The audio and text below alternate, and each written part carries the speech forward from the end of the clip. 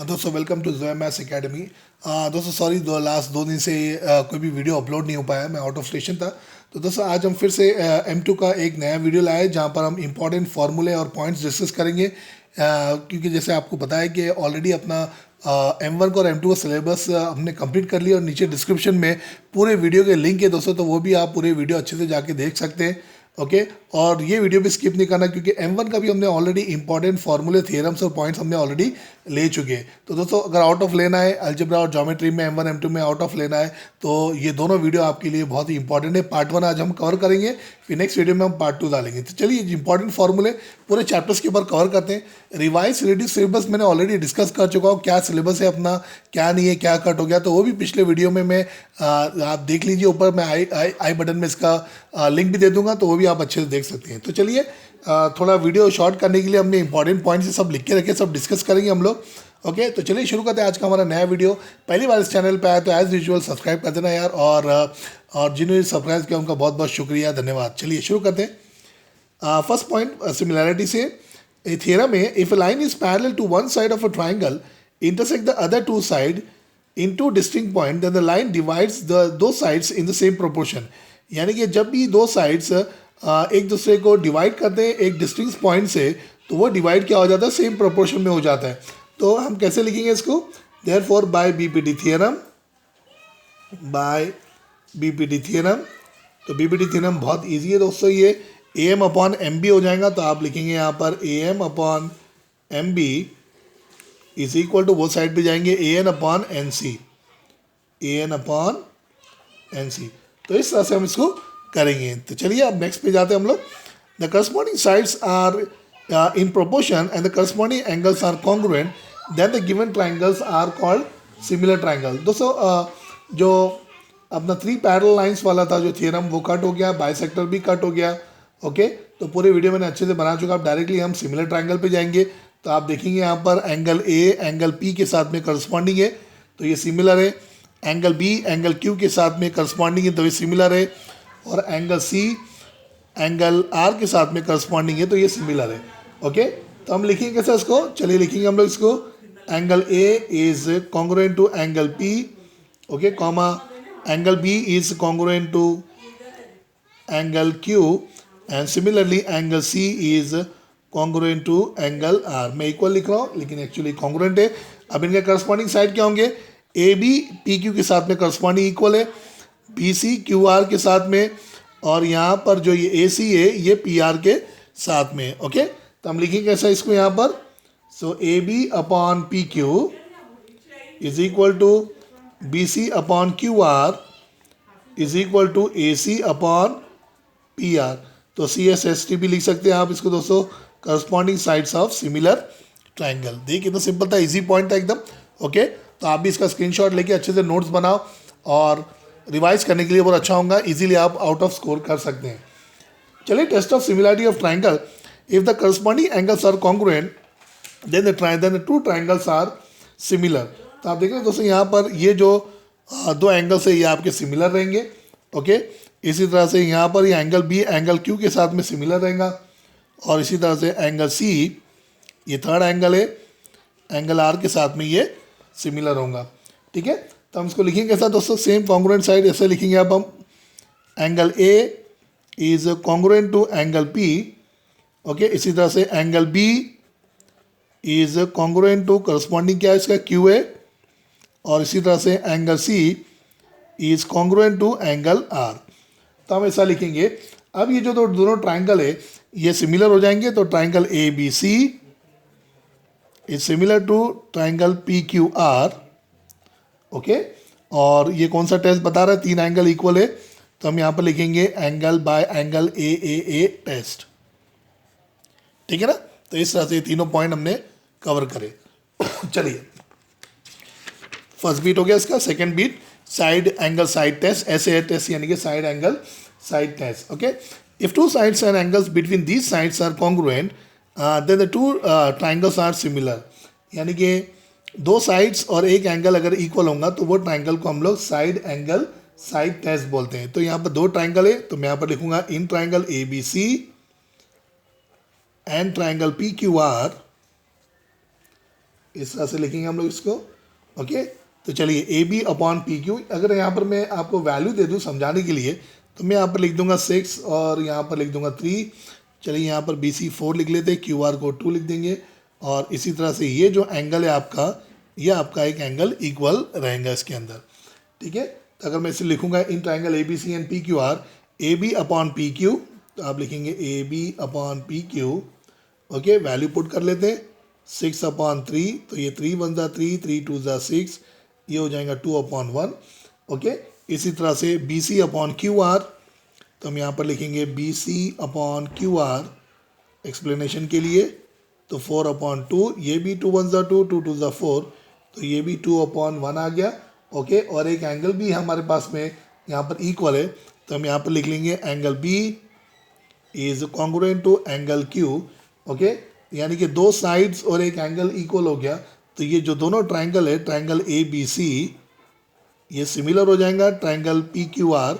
आप इक्वेशन नाम डाल के भी लिख सकते हैं दोस्तों, ये इक्वेशन 1, ये 2 और ये 3 डाल के भी लिख सकते हैं।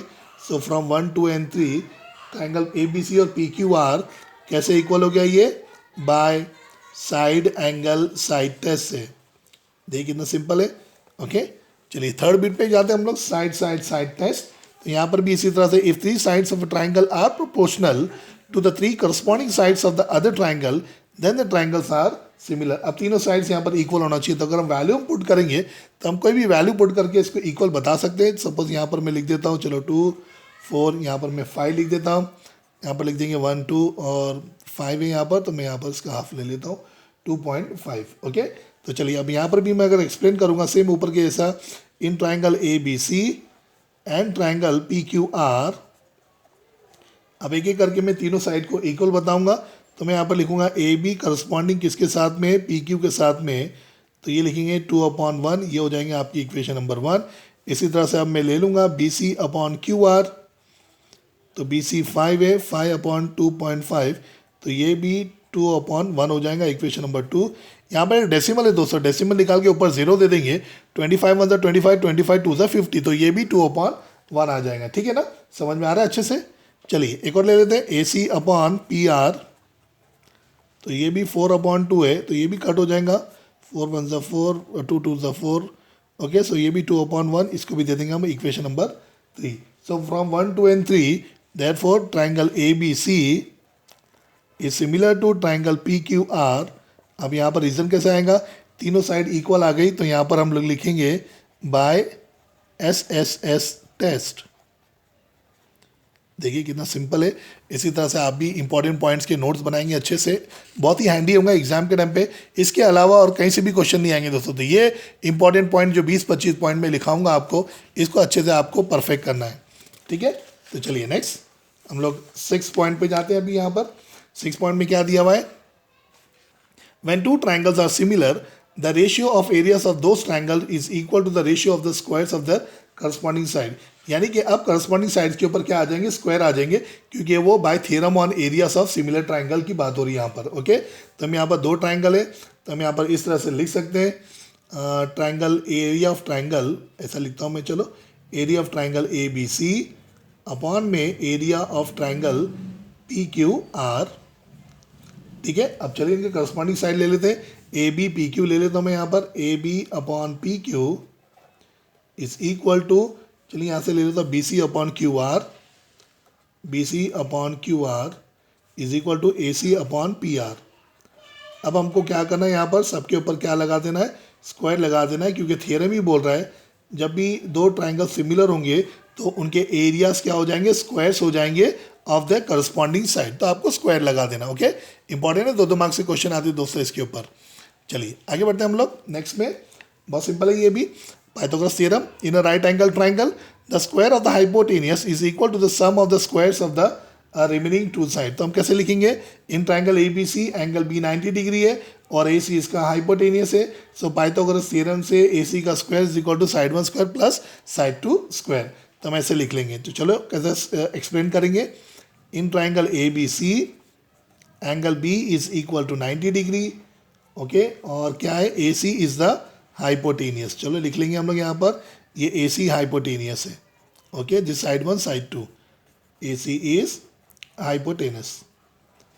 Okay, so therefore triangle right angle हो गया, तो which theorem, by Pythagoras theorem लिख लेंगे इस तरह से इसको हम लोग। और हाई लॉन्गेस्ट साइड हाइपोटेनस है तो ए सी का square is equal to A B square. Okay, और फिर बाद में बी सी स्क्वायर आप लिख देंगे। तो इस तरह से ये भी अपना कंप्लीट हो जाएगा, ठीक है ना। चलिए अब आगे बढ़ते हैं फिर से हम लोग Pythagorean triplets. If the squares MCQs में आते हैं ये क्वेश्चंस, और 2 मार्क्स में भी आते हैं। If the squares of the largest number is equal to square of the squares of the remaining 2 side, then the triplet is called Pythagorean triplet. Same ऐसी ही दोस्तों, हाईएस्ट वैल्यू को पहले स्क्वायर निकालेंगे और बाकी 2 वैल्यू को स्क्वायर निकाल के उसका सम कर देंगे, प्लस कर देंगे, तो ये हो जाएगा। अगर मैं यहाँ पर एग्जाम्पल की बात करूँ तो फॉर एग्जाम्पल 2-3 एग्जाम्पल आपको याद रखना है। ओके, एग्जाम में कभी कभी पूछते हैं, जैसे कि 3, 4, 5। ओके, ये पाइथागोरियन ट्रिपलेट है, यानी कि 5 का स्क्वायर, लॉन्गेस्ट साइड क्या है 5 है, 5 का स्क्वायर 25, और इन दोनों का स्क्वायर निकाल के प्लस कर दो। 3 का स्क्वायर 9, 4 का square 16, so 9 + 16 is 25, 25 equal to 25 ये हो जाएगा। ओके, चलिए मैं एक और एग्जाम्पल आपको लेता हूँ। 5, 12, 15, 5, 12, 13 लेंगे दोस्तों, 13 होगा ये, 169 और 144, 25। ओके, वन मोर लेते हैं, आप कोई भी ले सकते हो दोस्तों जो आपको अच्छे से याद हो जाए। चलो मैं ये लेता हूँ 11, 60 और 61, ये भी पाइथागोरन ट्रिपलेट है। तो कितना सिंपल है दोस्तों, कितना इजी है। स्क्रीनशॉट लेके अच्छे से इसका नोट्स बनाइए। चलिए हम आगे बढ़ते हैं। Geometric mean property, right angle triangle में अगर बी डी हाइपोटेनियस परपेंडिकुलर है हाइपोटेनस ए सी से, तो वो ज्योमेट्रिक मीन प्रॉपर्टी में हो जाएगा। इसका मतलब जो आल्टीट्यूड है उसका स्क्वायर हो जाएगा, यानी कि देयरफॉर ये हो जाएगा बी डी का स्क्वायर इज इक्वल टू, और ये जो 2 पार्ट है इसका प्रोडक्ट हो जाएगा, यानी कि A D into D C हो जाएगा ये। तो A D into D C, तो इसको बोलते हैं हम लोग ज्योमेट्रिक मीन प्रॉपर्टी। ओके, बहुत सिंपल है, 2 मार्क्स के लिए देखेंगे हम इसको। चलिए 30, 60 और 90 डिग्री का थ्योरम है, हमने 9th में ऑलरेडी इसका बेसिक देख चुके हैं। ओके, तो side opposite to 30 degree is half of the hypotenuse, और साइड अपोजिट टू 60 डिग्री क्या है, √3/2 इंटू हाइपोटेनियस। देखिए कितना सिंपल है। चलिए हम लिखेंगे यहाँ पर, तो ऐसे लिखता हूँ मैं। चलिए side opposite to 30 degree, side opposite to 30 degree, तो आप भी ऐसे लिखेंगे इस साइड अपोजिट टू 30 डिग्री। देखिए अब ये अपोजिट क्या है, BC है, तो हम लिखेंगे BC is equal to half of the hypotenuse. तो मैं हाफ यानी कि 1/2 लिखूंगा, और हाइपोटेनस AC है तो आप ऐसे लिखेंगे। तो ये समझो इसका फॉर्मूला है। ओके, चलिए साइड अपोजिट टू 60 डिग्री, तो हम देखेंगे साइड अपोजिट टू 60 डिग्री। अब देखिए 60 डिग्री इसका अपोजिट क्या है, AB है, तो आप लिखेंगे AB, और साइड अपोजिट टू 60 डिग्री क्या है, √3/2 इंटू हाइपोटेनस। तो हाइपोटेनस आपका सेम रहेगा AC। ठीक है दोस्तों, समझ में आ रहा है अच्छे से। चलिए आगे बढ़ते हैं हम लोग। 45, 45, 90 डिग्री, तो 45, 45, 90 डिग्री। अब देखिए 45, 45, 90 डिग्री में क्या है, 45 side opposite to 45 degree is 1/√2 times into the hypotenuse. तो अभी हम यहाँ पर लिखेंगे साइड अपोजिट टू 45 डिग्री, तो मैं ऐसे लिखूंगा यहाँ पर साइड अपोजिट टू 45 डिग्री। अब देखिए 2 साइड है यहाँ पर दोस्तों, BC भी है और AB भी है, तो आप दोनों लिख सकते हैं। BC is equal to AB, और क्या बोल रहा है 1/√2 टाइम्स इंटू हाइपोटेनियस। तो हाइपोटेनियस आपका AC है, तो ये लिख लेना आपको अच्छे से। ओके, चलिए हम आगे बढ़ते हैं। अब यहाँ पर देखिए दोस्तों सर्कल आ रहा है चैप्टर, तो हमने ये 2 चैप्टर हमने ऑलरेडी कवर करे। ओके, ऑलरेडी मैंने लिख के रखा दोस्तों, तो इसका सेकंड पार्ट में हम सर्कल को, कोऑर्डिनेट ज्योमेट्री को, ट्रिग्नोमेट्री को अच्छे से कवर करेंगे। ओके दोस्तों, तो ये छोटा सा वीडियो था, आई होप आपको अच्छे से समझ में आया होगा दोस्तों। और मुझे फटाफट कमेंट करके बता देना ये वीडियो कैसा लगा, और इसका सेकंड पार्ट के लिए भी आप इंतजार करना, नेक्स्ट डे आपका सेकंड पार्ट भी आ जाएगा। और अच्छे से एक नोटबुक पे पूरे फॉर्मूले इक्वेशन अच्छे से लिख लेना, और एग्जाम्स में याद कर लेना, आउट ऑफ ले लेना दोस्तों, I am sure. Okay, so thank you very much, thanks for watching. देखते रहो जय मैथ्स अकेडमी।